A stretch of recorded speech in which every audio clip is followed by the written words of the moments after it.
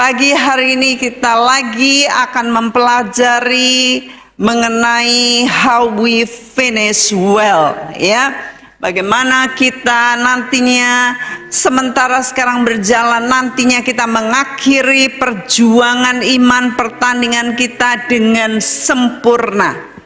Di sini ada yang saya sudah gambar bagaimana kita mengawali perjalanan kita dengan salib Kristus, dengan darah Yesus. Karena kita sudah ditebus, namun kemudian kita tidak langsung nyantai, tetapi kita langsung ditempatkan di gelanggang pertandingan, gelanggang perlombaan, yang mana sampai nantinya kita di sini nanti terima mahkota dan ada Yesus yang menantikan kita. Perjuangan-perjuangan ini dipenuhi dengan tantangan yang membuat kita bisa jatuh dalam dosa, membuat kita terbeban dan kita mencintai diri sendiri, dan semua dalangnya adalah iblis, ya. Nah, di dalam perjalanan ini kita disaksikan oleh saksi-saksi awan yang telah mendahului kita, baik Rasul Paulus, baik almarhum Pendeta Benny Kaotso, baik yang lain-lain yang menyaksikan dan bersorak mendoakan kita hari-hari, agar kita mengakhiri perjuangan kita dengan sempurna dan disediakan iman demi iman saat kita berjalan di dalam dunia yang gelap ini. Dan kita sebagai musafir, kita tidak mencintai dunia ini, tetapi kita hidup dalam roh. Sebagaimana sudah saya sampaikan berkali-kali mengenai ayat pertandingan, dan tadi ayatnya di awal kita baca bersama-sama, namun kita akan baca lagi bersama-sama sebagai dasar dari firman yang saya sampaikan pagi hari ini. 1 Korintus 9 ayat 25 sampai 27 kita baca bersama-sama. 2-3. Tiap-tiap orang yang turut mengambil bagian dalam pertandingan menguasai dirinya dalam segala hal. Mereka berbuat demikian mahkota yang fana, tetapi kita untuk memperoleh suatu mahkota yang abadi. Sebab itu aku tidak berlari tanpa tujuan, dan aku bukan petinju yang sembarangan saja memukul, tetapi aku melatih tubuhku dan menguasainya seluruhnya, supaya sesudah memberitakan Injil kepada orang lain, jangan aku sendiri ditolak. Luar biasa. Ini hal yang sangat menakjubkan, menolong kita mengerti bahwa hidup kita adalah suatu pertandingan iman, pertandingan rohani yang tidak bisa diabaikan. Hari-hari kita harus mawas waktu-waktu yang kita pakai dalam kehidupan, ya, pelarian kita, pikiran kita, penyampaian kita, perbuatan kita akan menyiratkan sikap kita di dalam bertanding. Jangan sampai dalam pertandingan ini kita gagal karena kita dikuasai oleh dosa. Lalu beban-beban yang merintangi kita selama perjalanan, dan juga diri sendiri. Nah, saya ingin saudara membaca bersama dalam 2 Timotius 4. Ini luar biasa bagaimana Rasul Paulus memberikan contoh kepada anak rohaninya yang bernama Timotius. 2 Timotius 4 ayat 7 sampai 8. ayat 7 sampai ke 8. Kita baca bersama-sama lagi. 2, 3. Aku telah mengakhiri pertandingan yang baik. Aku telah mencapai garis akhir dan aku telah memelihara iman. Sampai di situ dulu. Coba lihat. Aku telah mengakhiri pertandingan yang baik. Finish well, ya katanya, ya. Lalu aku telah mencapai garis akhir. Lalu aku telah memelihara iman. Jadi semuanya ada di sini. Paulus berkata, aku telah mengakhiri pertandingan dengan baik. Ya. Nah, bagaimana kita bersama-sama mencapai garis akhir dengan sempurna, dengan baik, dengan memelihara iman. Lanjut ayat 8. Sekarang telah tersedia bagiku mahkota kebenaran yang akan dikaruniakan Tuhan kepadaku. Mahkota kebenaran tersedia, ya, oleh Tuhan, hakim yang adil pada harinya, tetapi bukan hanya kepadaku melainkan juga kepada semua orang yang merindukan kedatangannya. Jadi ini semua adalah peta untuk kita berjuang selama di dunia. Ada mahkota, kata Paulus, yang tersedia dan dia memelihara iman. Apakah saudara memelihara iman dalam pertandingan iman saudara? Ya. Yang lalu saya bicara mengenai bagaimana seseorang bisa terjerat dalam stagnasi rohani. Saat seseorang terima Yesus, dibaptis, lalu dia tidak melakukan apapun, tidak mengerjakan imannya, lalu dia hanya sebagai bayi rohani. Susulah yang dia minum, dan bayi ini disebut juga manusia duniawi. Lamban untuk mendengar. Tidak ada kebenaran di dalamnya. Ketoke ke gereja, kayaknya nampaknya ke gereja setia. Nampaknya saudara punya kapling masing-masing. Saya tahu kapling saudara, ya, sebagai gembala saya tahu kaplingnya. Kaplingnya itu duduknya di mana ini loh, ya toh? Kaplingnya saya tahu. Kalau itu duduknya cedak cagating, cagating.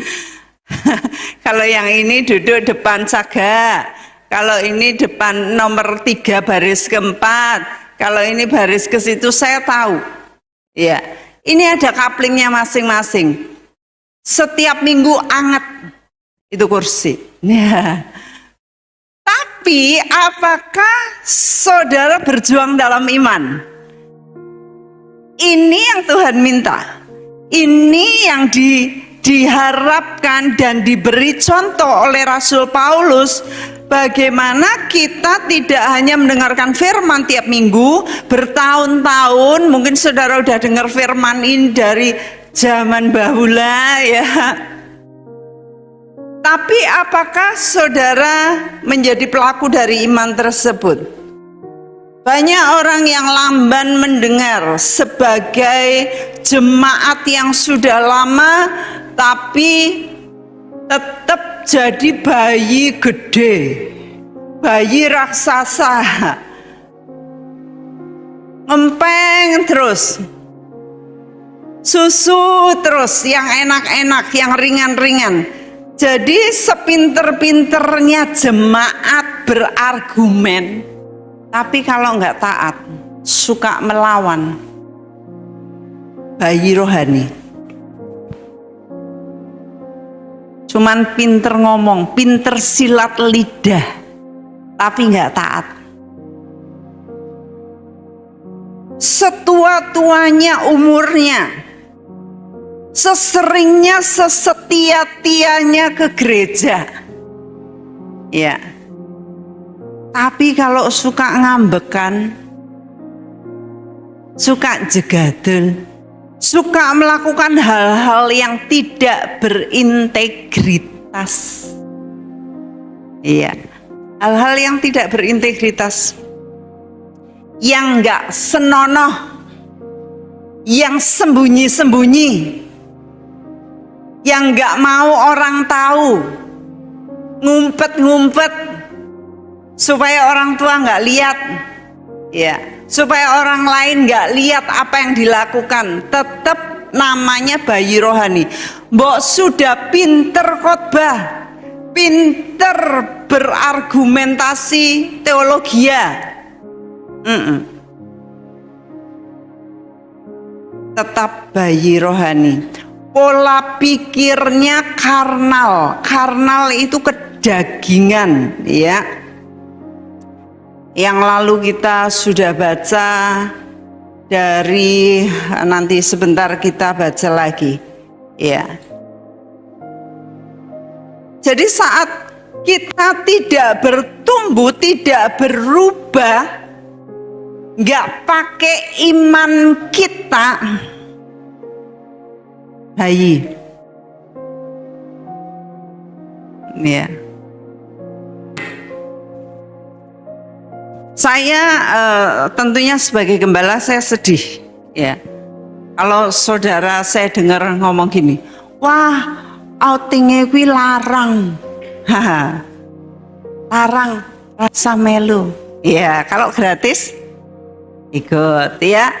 Tapi kalau ada pengeluaran, saudara bilang mahal. Nah, saudara ngomong mahal ini karena saudara tidak pakai iman. Saya akan buktikan, saudara tidak mau melatih panca indera rohani saudara. Orang yang karnal, yang kedagingan, yang bayi, semuanya dihitung pakai kalkulator. Untung rugi, diri sendiri. Alasannya, wah, anakku, keluargaku. Ini hanya contoh ya saudara, ya.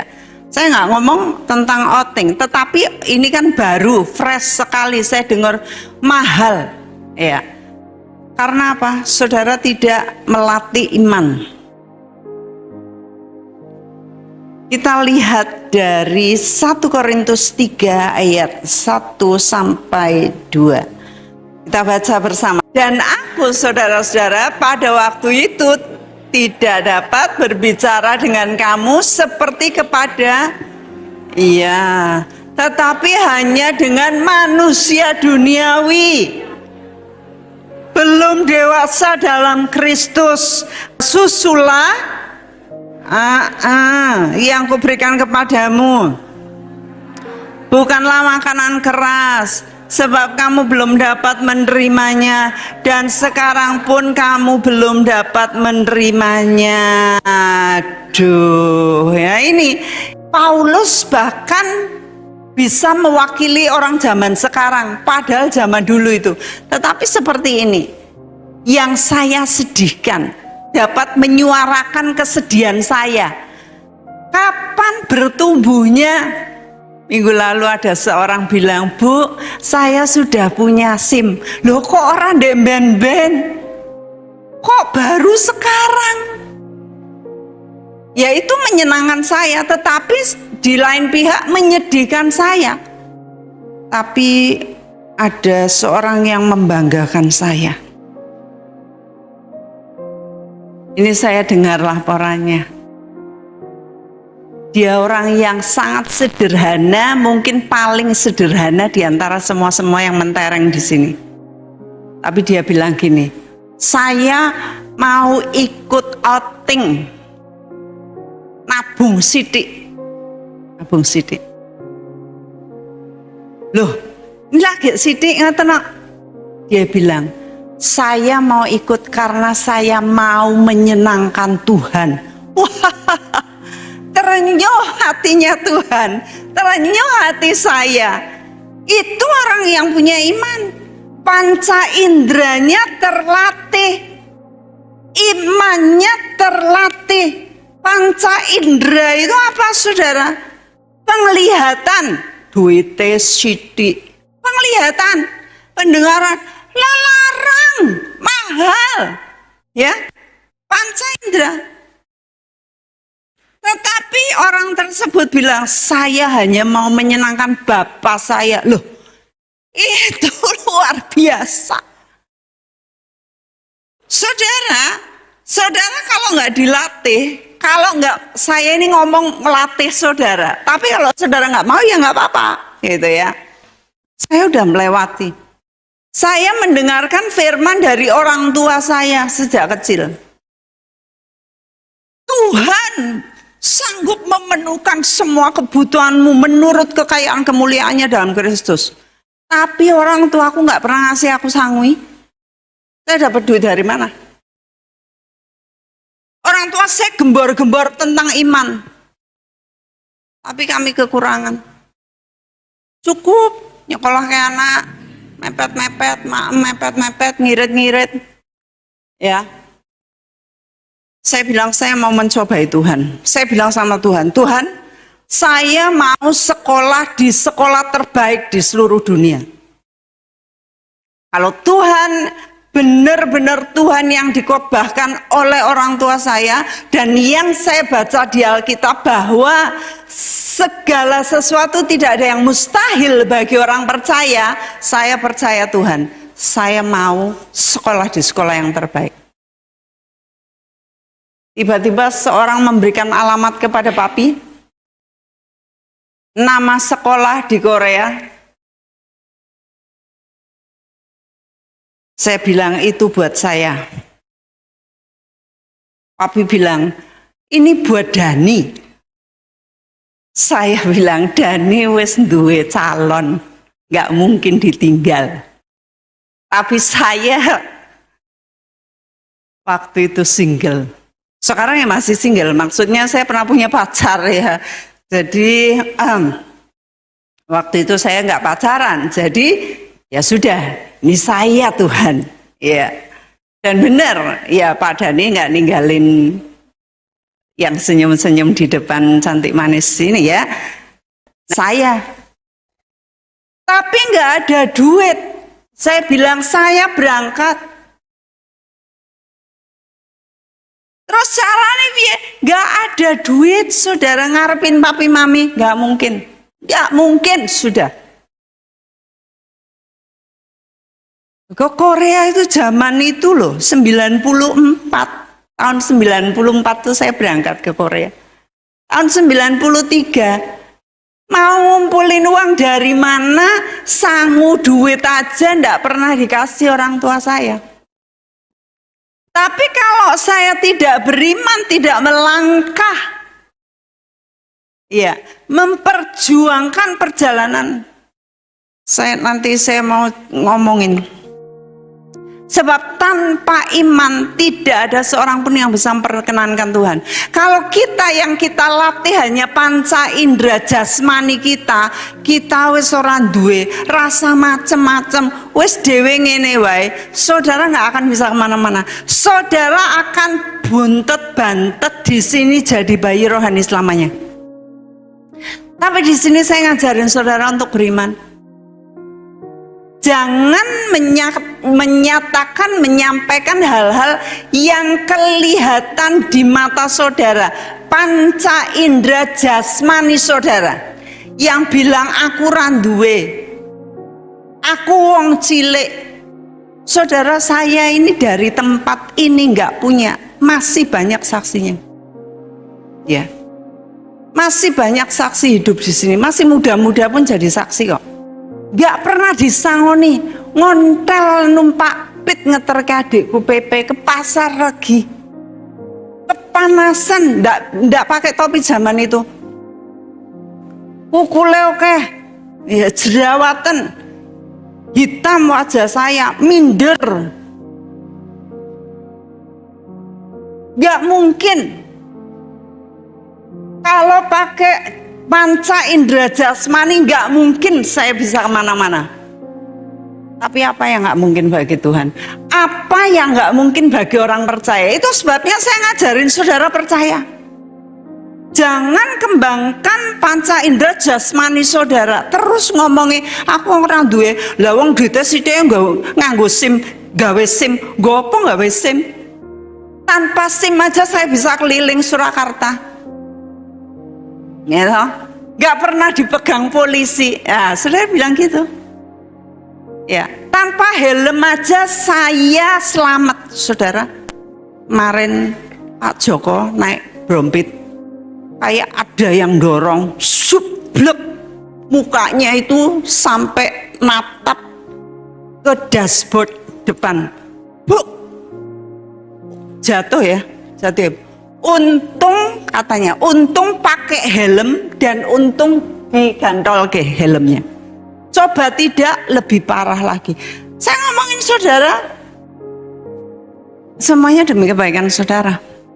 Wah, selama ini tidak pernah ditangkap polisi, nggak pakai SIM, nggak apa-apa. Saudara jangan melawan. Tapi kalau suatu kali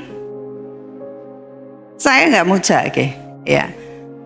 Tetapi kalau kita ini lamban mendengar di sini, kelamaan mendengarnya, menjadi pelakunya kelamaan. Saudara, kita nggak tahu loh kapan kita ketemu Tuhan. Di Venezuela baru aja gempa 2 kali, 1 kali susulan lagi, ini yang ketiga kali. Ambruk itu rumah tinggi-tinggi, apartemen tinggi-tinggi. Gak tahu yang belum ketemu kayaknya sekitar 6.800 orang. Kalau mati saknyet, tiba-tiba mati, langsung menghadap, padahal belum berakhir, mengakhiri dengan sempurna. Kalau saudara sudah beres mengakhiri dengan sempurna, oke. Kalau saudara semua, saya nyampaikan firman yang sederhana yang selama ini yang bisa saudara mengerti. Saudara menjadi pelaku, beres. Ya.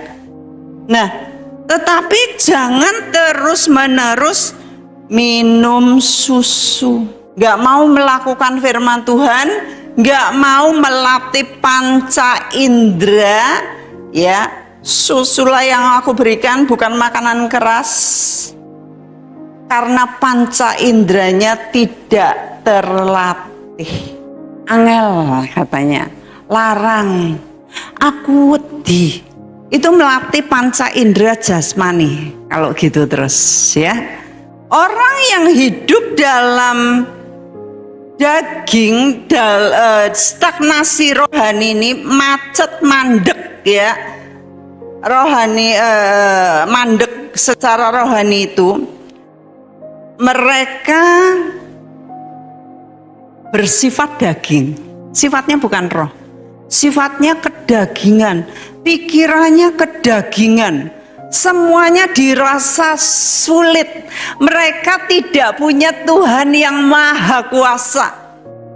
Mereka tidak menyadari kuasa yang di dalam dirinya itu begitu luar biasa, sehingga dibohongin iblis, merasa kecil terus, merasa nggak berguna terus, merasa nggak mampu terus, ya. Pola pikir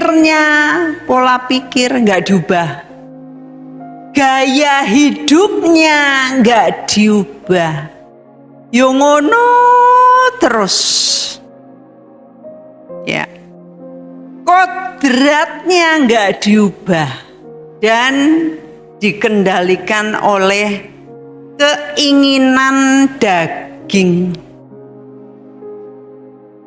dikendalikan oleh hawa nafsu dan dorongan duniawi. Saya ngomong serius sama saudara, agar saudara membuka mata rohani saudara. Kadang-kadang kalau nggak dibuka, ya, kalau nggak ditolongin sulit buka. Saya senang kalau ada laporan-laporan, ya, seperti waktu lalu Bu Yemima bilang gini, wah, sejak ibu pertama kali khotbah tentang zaman baru itu, New World Order, tatanan dunia baru, saya langsung beli benih lele. Wah, nyenengke.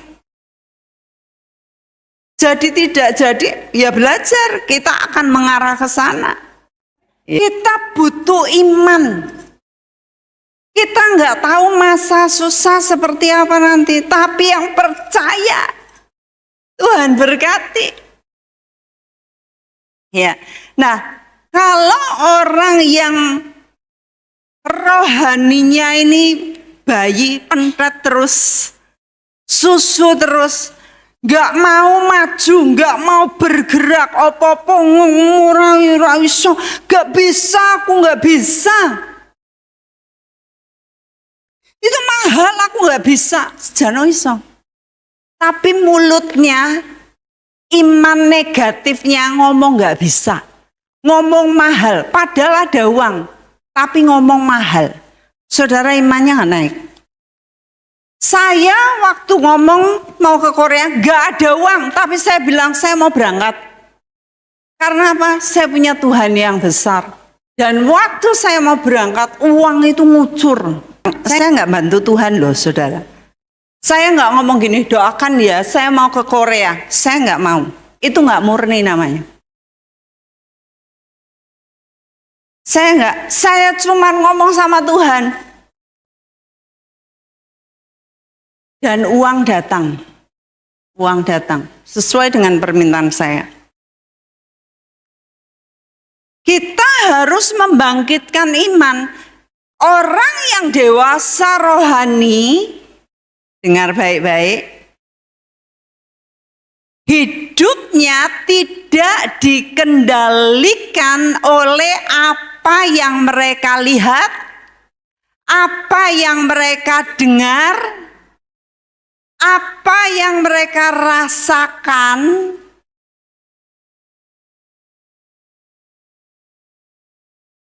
tetapi dikendalikan oleh roh, oleh penglihatan rohani. Kita dikelilingi oleh malaikat-malaikat. Begitu banyak di sini malaikat-malaikat yang ada di sini. Tapi saudara bilang, aku randuwe kok. Malaikat-malaikat yang siap untuk memberkati saudara. Kalau saudara hanya naikkan iman, saya hanya naikkan iman, saya berangkat ke Korea. Malaikat ngumpulin uang buat saya. Apalagi mau Surabaya. Saya nggak segitunya pengen saudara pergi bersama-sama. Saya menaikkan iman saudara. Sebab kalau saudara nggak pergi, nggak apa-apa. Saya nutup. Tapi saya pengen lihat saudara imannya seberapa. Tadi loh orang yang saya sampaikan. Dia bukan ngomong gara-gara Ibu Mek ngomong terus, jadi aku melu. Bukan. Dia ngomong aku hanya mau menyenangkan Gusti. Loh apa Gusti ratrenyo? Apa Gusti ndak gerojoke berkat-berkat? Sama seperti saya waktu saya bilang saya mau pergi ke sekolah yang terbaik. Tuhan gerojoke. Saya serius. Ndak ada tanda-tanda saya diterima di sekolah itu. Saya beli koper gede. Saya masukin di bawah kolong tempat tidur saya. Hari-hari nanti saya isi kaos tulisan Indonesia. Lalu saya beli sarung tangan karena saya baca dingin di sana. Minus 20 derajat. Ya, kulkas itu kalau ditutup itu adem banget, itu belum sampai 20, minus 20 belum. Kulkas di tempat saya minus 18 kalau ditutup. Ya. Jadi saya ngumpulin jaket, lawang Solo jaket kandel buat apa? Ya, Solo nggak pakai jaket tebel. Jadi saya beli, saya masukin, nggak bilang sama papi mami. Saya dapat berkat sendiri, saya kumpulin sendiri. Saya punya iman, saya pasti berangkat, pasti. Nggak gini. Kira-kira aku diterima rayo, Kira-kira enggak. Saya pasti berangkat. Itu iman. Mulai menaikkan dosis iman. Menaikkan level iman. Dan memeliharanya sampai sekarang. Dari dulu tahun 94 saya keluar dari tempat ini. Sampai sekarang. Hampir 30 tahun kurang 2. Memelihara iman. Terus berjalan dalam iman. Jadi kita baca Roma 8 ayat 6 sampai 7. Kita baca bersama 2-3. Karena keinginan daging adalah maut, tetapi keinginan roh adalah hidup dan damai sejahtera. Sebab keinginan daging karena ia tidak takluk kepada hukum Elohim, hal ini memang tidak mungkin baginya. Berhenti di ayat ini. Coba, kalau kita memenuhi keinginan daging, ya, kita sedang menjadi musuh Tuhan. Saudara ngomong daging, saudara sedang bermusuhan sama Tuhan. Itu sebabnya saya ngoncei daging saudara, saya lagi ngupasin supaya saudara belajar hidup dalam roh. Saudara banyak saksi di sini. Saya dari anak yang orang tua tidak begitu mampu. Pak Yongchuan tahu toh, waktu saya di sini dia saksi. Pak Agus juga saksi. Nggak tahu Pak Agus menyaksikan tidak, tapi Pak Agus sudah ada, tentunya Pak Agus saksi. Ya. Bagaimana kami hidup rada menderita di sini. Tapi saya pergi karena iman. Saya berangkat karena iman. Saya melayani karena iman. Saya diberkati karena iman. Dan saya ingin nyalurkan iman ini kepada saudara di sini. Supaya saudara tidak stagnan. Ini mandek, macet, bantet. Saya ingin saudara di sini naik bareng-bareng yuk. Mari kita mengarungi perjalanan iman, bukan dengan daging. Hari-hari ngeluh utangnya oke. Hari-hari padu berantem. Memenuhi ini gimana? Memenuhi itu gimana? Gandengan tangan, ngucap syukur sama Tuhan, perkatakan hal yang baik daripada ngeluh sambat terus. Menyedihkan saudara, kalau hidup dipenuhi dengan keluhan dan sambatan setiap hari, saudara pikirkan, saudara sedang mengisi atmosfer rumah saudara dengan energi negatif.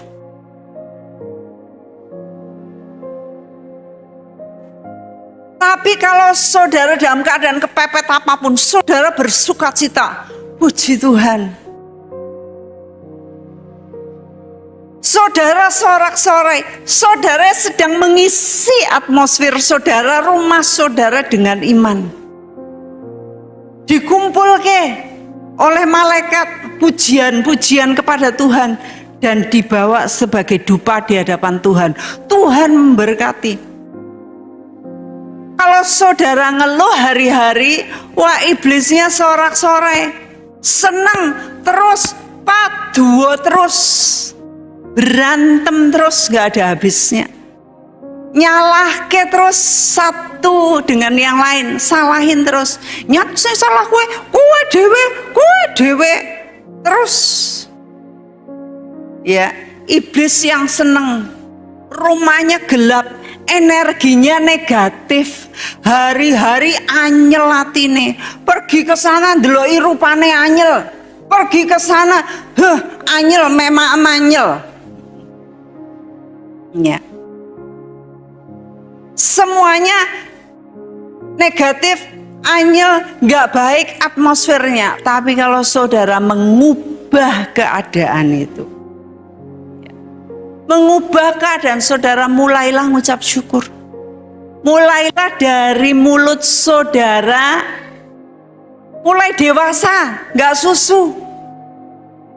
Mulai muji Tuhan, terima kasih Tuhan.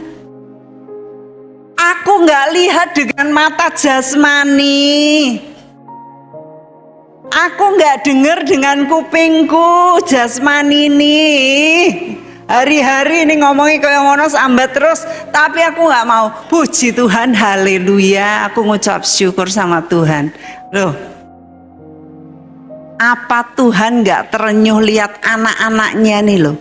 Walaupun dalam keadaan kepepet, dalam keadaan merana, sambil nangis ngucap syukur sama Tuhan. Beda saudara.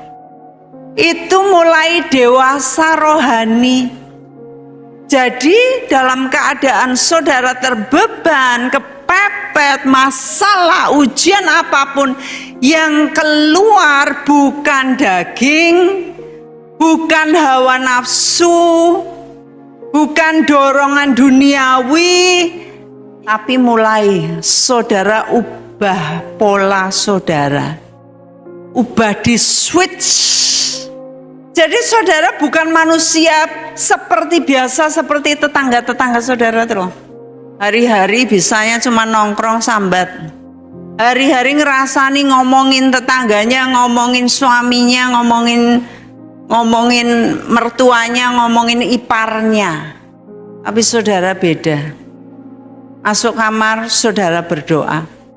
Karena dikatakan dalam Roma tadi, keinginan daging, perbuatan daging itu adalah perseteruan, musuh dari Elohim. Jangan sampai hidup kita digerakkan oleh daging. Dan kita tahu waktu itu kita belajar bahwa orang yang masih hidup dalam daging tidak mendapat bagian dalam kerajaan surga. Tidak mendapat bagian. Ya. Tidak mendapat bagian artinya saudara nanti yang demikian akan jadi rakyat jelata di surga. Karena ada yang memerintah. Kalau ada yang memerintah berarti ada yang diperintah, ya. Ada yang diperintah. Saya rindu saudara memerintah bersama-sama Tuhan. Amin. Jadi tidak diperintah. Jangan sampai tidak mendapat bagian. Lalu itu ciri-ciri bayi rohani ya. Yang kedua kita baca dari Efesus 4 ayat 13 sampai yang ke-16. Right. Saya minta saudara membacakan 2, 3.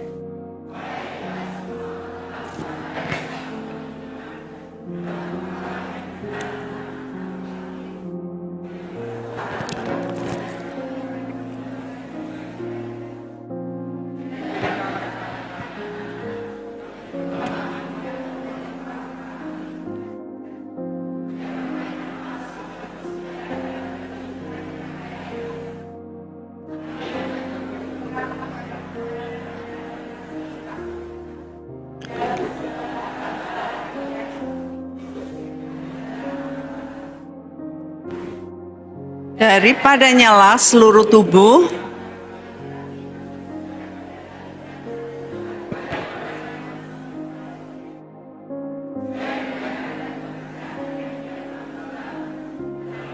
pertumbuhannya dan membangun dirinya dalam kasih. Jadi kita yang beranjak kepada kedewasaan, kita dibangun bersama, lalu kita menerima pertumbuhan dan kita membangun diri kita dalam kasih. Ya. Mungkin beberapa dari saudara sekarang lagi dibangun, ditolong orang lain. Nantinya saudara nolong orang lain. Ya. Sekarang saudara begini, terima kasih. Saudara masih ngatung. Nanti suatu hari saudara memberi. Ya. Jangan suatu hari, jangan amin suatu hari. Tetapi mulai sekarang pun saudara bisa memberi, bukan gini terus.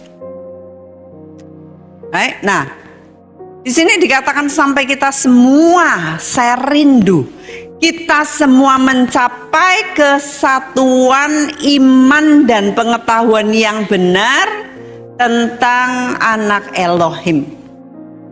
Kita mencapai kesatuan iman supaya iman kita ini utuh. Ya, iman kita bukan lagi iman dasar yang kecil, ya, tetapi nanti iman kita utuh menjadi raksasa iman, ya. Kita menjadi raksasa iman dan katanya kedewasaan penuh. Dewasanya penuh di sini kan masih bayi. Di sini saudara dewasanya penuh sesuai dengan kepenuhan Kristus. Pikiran saudara semakin lama semakin diperbaharui kayak Kristus, nggak lagi duniawi. Coba saudara hari-hari mikir, aku nek ngomong ini sudah kayak Yesus nggak? Yang mana yang aku ngomong nggak kayak Kristus? Yang mana kira-kira aku yang belum dewasa? Ya, nah kalau hari-hari saudara mulai evaluasi, ngecek diri, wah ini nggak baik ini, saya nggak ngomong gini, saya nggak ngomong gini lagi, saya mau beranjak dewasa, saya mau mulai beriman. Nah, saudara makin bertumbuh sesuai dengan kepenuhan Kristus. Nah, ciri-ciri bayi rohani ada di ayat 14. Sehingga kita bukan lagi anak-anak yang diombang-ambingkan oleh angin pengajaran. Nah, itu ciri-ciri bayi rohani ini mudah diombang-ambing, ya. Mudah diombang-ambingkan oleh rupa-rupa pengajaran, permainan palsu manusia dalam kelicikan mereka yang menyesatkan. Itu sebabnya saya mau di sini saudara ditanam, establish, mengakar di dalam kebenaran firman. Saya rindu saudara di sini semangat bersama-sama bergerak menuju kepada kedewasaan.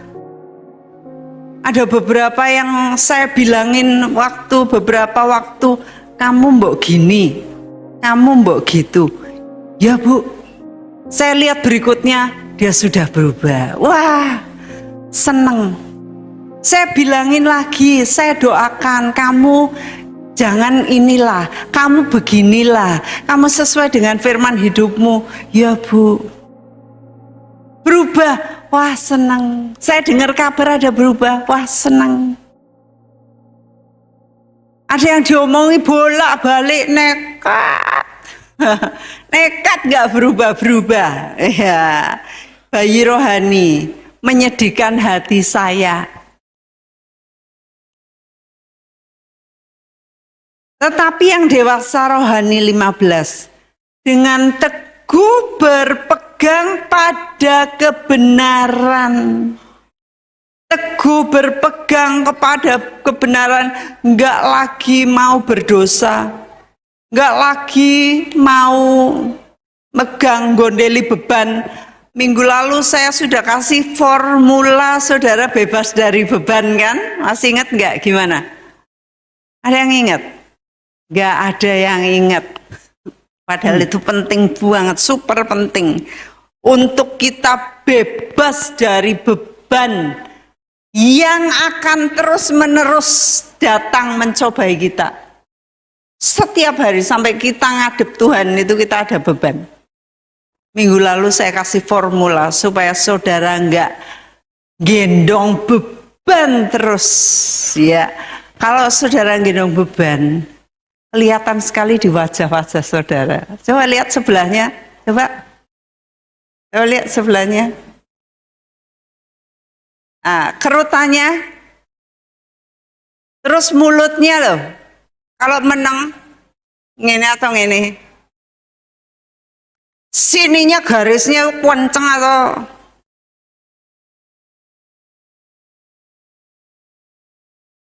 saya tadi pagi doa tersungkur. Kalau doa kan gini ya, pas berdiri amin, lihat di kaca, aduh kok garisnya gini.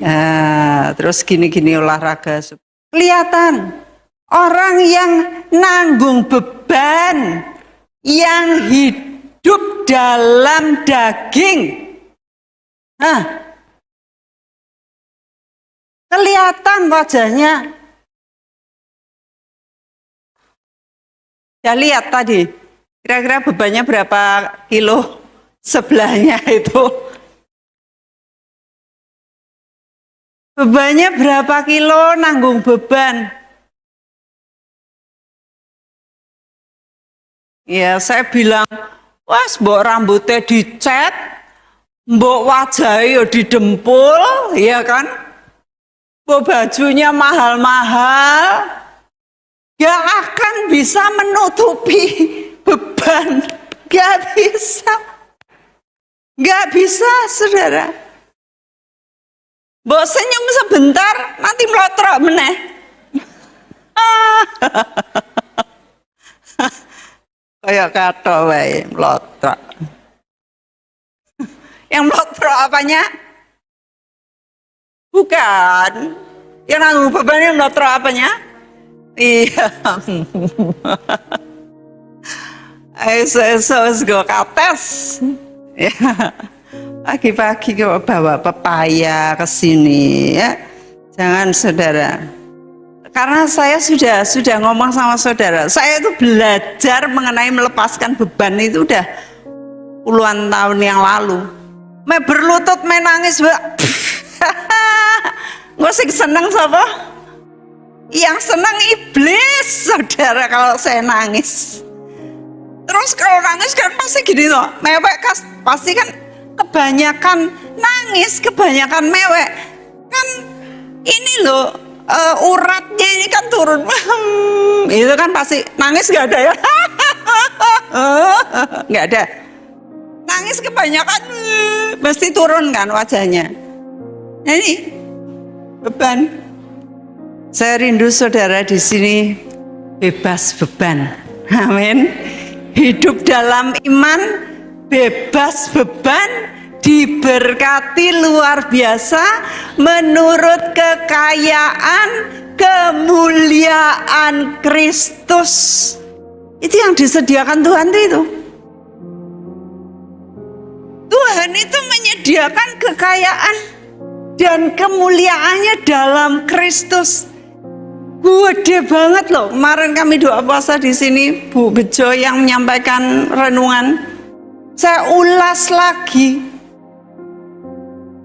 bahwa kita ini disediakan begitu banyak kekayaan kemuliaan, tapi kalau pikiran kita duniawi nggak bisa dapat berkatnya.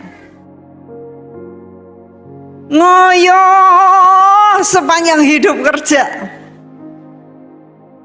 genteongan nggak habis-habis, siang malam saudara mencucurkan keringat, tapi uangnya habis dibikin ini, habis dibikin itu. Lalu mulai ngeluh lagi, mulai tanya, Tuhan kenapa engkau nggak berkati saya? Berkatnya tersedia, saudara tinggal ngambil. Ada ayat yang mengatakan berkat ada di kepala orang benar, tapi baru di kepala. Gimana caranya masuk dompet? Ya, gimana? Bukan hanya di kepala, tapi masuk di rekening, masuk di dompet saudara. menurut kekayaan kemuliaannya, saudara gelojoh, ya, berkati orang. Saudara, hiduplah dalam kedewasaan. Sebab kalau bayi masih didulang terus, disuapin terus, minta aku berkati aku. Tapi kalau saudara udah dewasa, saudara mendapatkan kekayaan kemuliaan, saudara berjalan dalam iman dengan iman yang semakin besar, dan saudara bisa menjadi berkat luar biasa. Saudara, ada berkat yang seyogyanya, ya, sedianya. Bahasa Jawanya apa? Sak yogyane itu loh. Sak madyone. Wah, apik banget. Jadi kota Madya itu apa? Kota Jogja. Loh, bukan dong. Iya. Sak madyone itu disiapkan buat kita. Tapi kalau kita cuma air mata netes,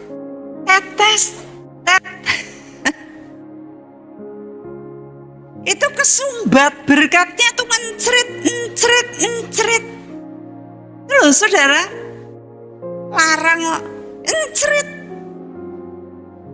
Tapi kalau saudara menaikkan iman, Tuhan sanggup memberkati aku menurut kekayaan kemuliaannya dalam Kristus Yesus Tuhan, maka saudara akan diberkati. Amin. Ini kerinduan saya.